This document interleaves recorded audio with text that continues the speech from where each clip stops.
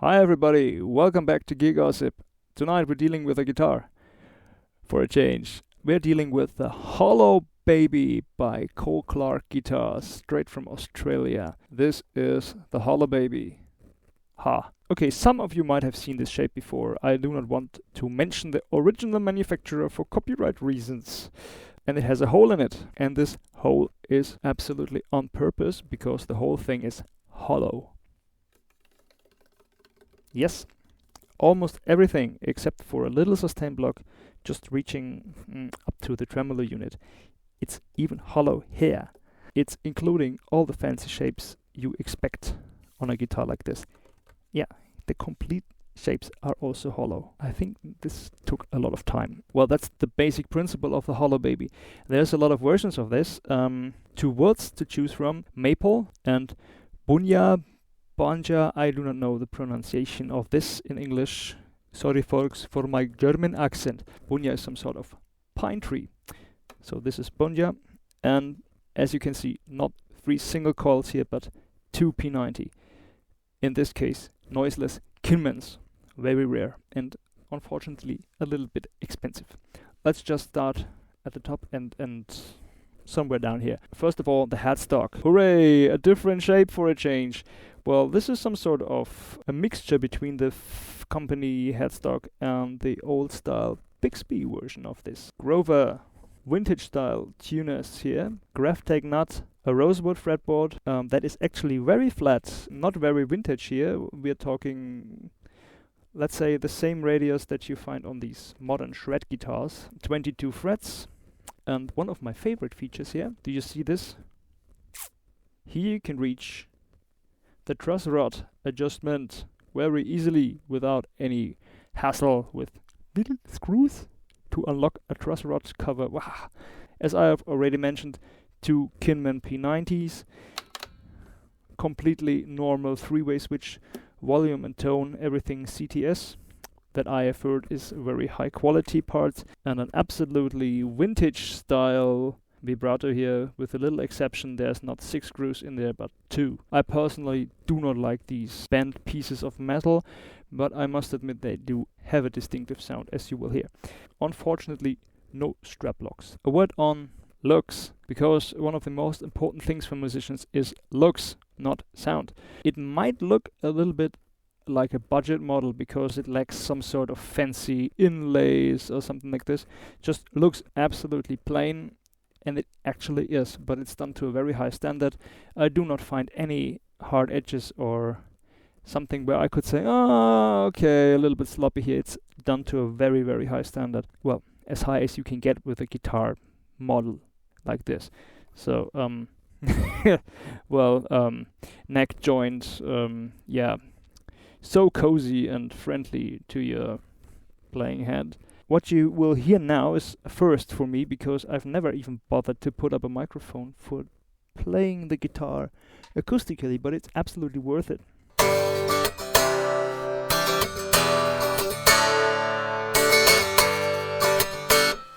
So what you see and hear from now on is the guitar, how it came to me. Factory setup. I just removed the Elixir string label and I tuned it. And the first thing that I noticed about this guitar is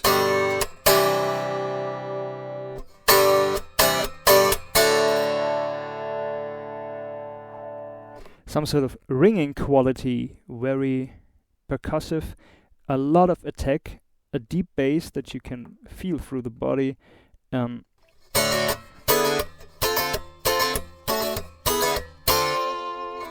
Yeah, an almost acoustic feeling here. It's never, ever given you this sort of rubber string feeling. It's always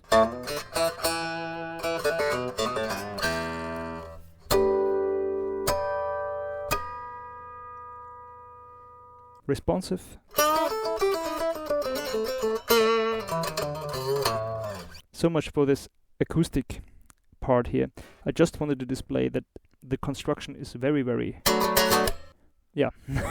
unique and very playable.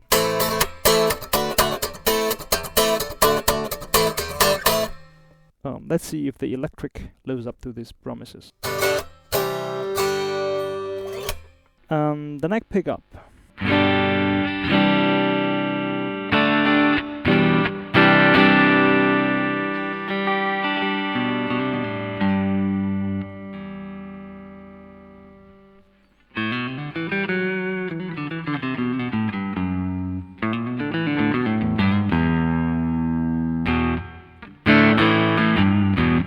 You already hear this sort of hollow nature.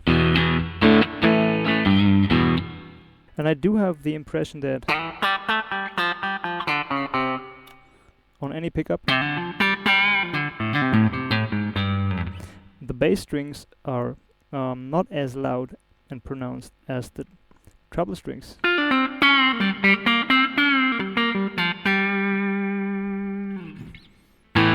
Might also be that it's just lacking that sort of mid-range that my amp needs. Well, low end is more than enough.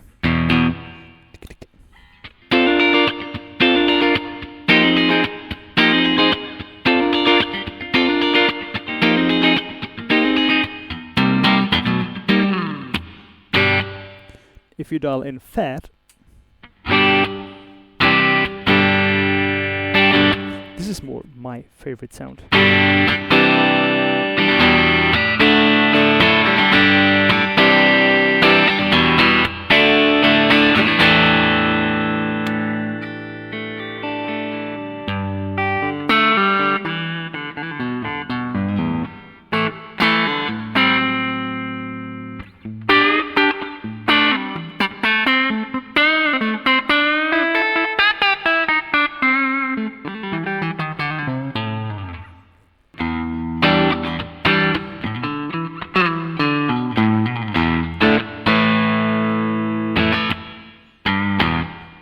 A little bit more. Now things get fat.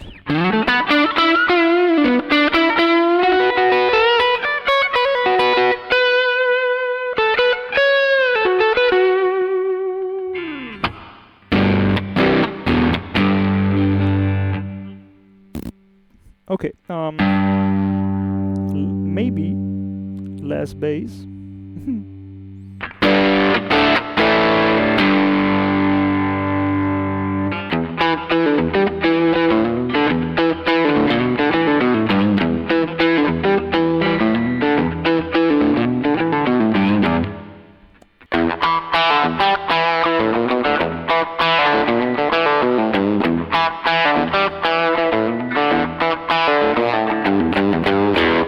This is some sort of split personality here. We have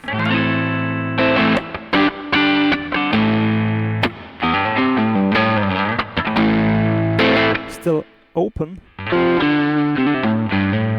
bass strings, but already a nice sustain on the top strings. Oh! You know what I mean? Ooh, and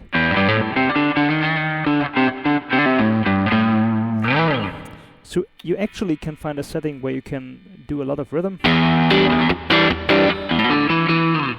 and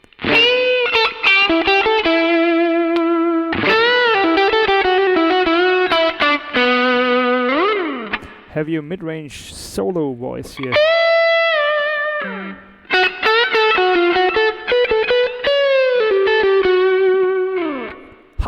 Very welcome.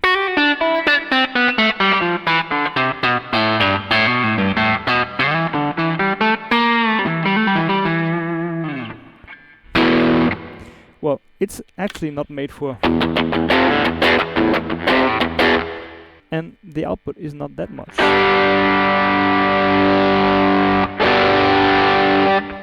Hooray!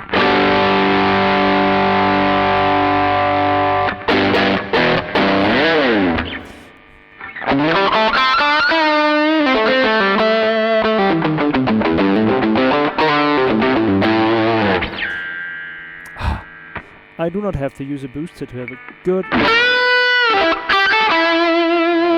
mid-range and a pronounced voice.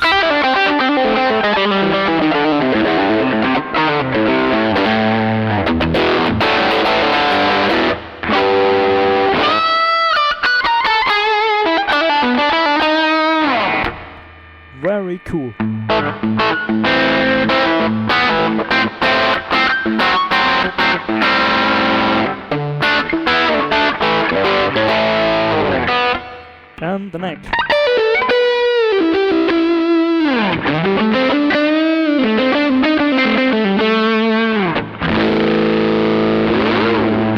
Well, this is definitely too much for this amp, but the bridge is...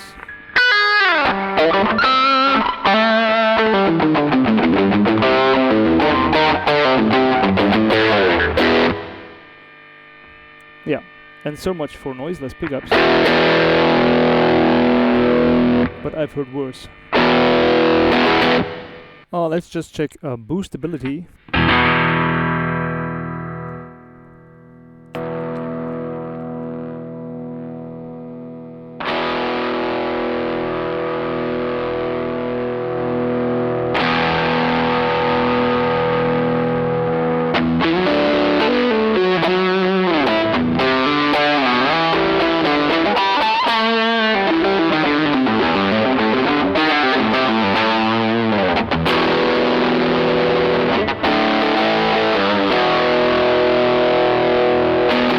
Well, these pickups sort of get hard when you hit it with the treble booster, but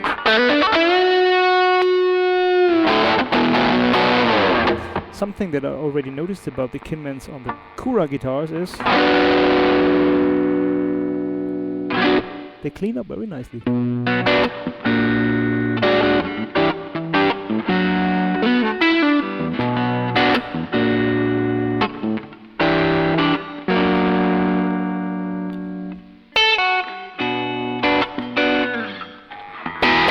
I'm back. Huh. Well, the bridge is a beast.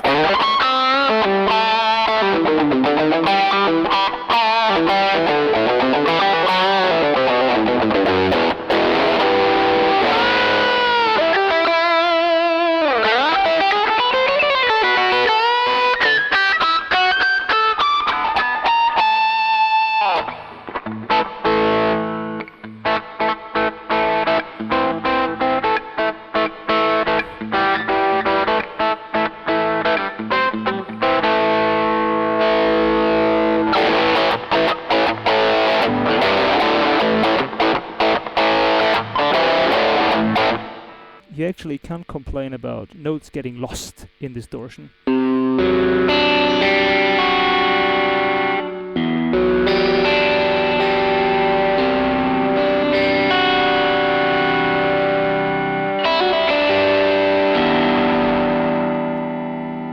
And again, there is this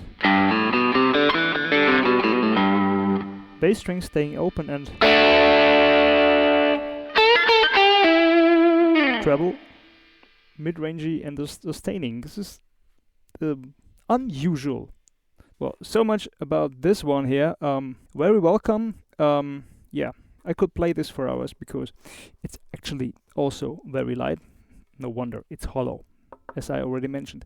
Well, for more information on this one and all the marvelous combinations that are there, please try to check out coleclarkguitars.com. Is that true?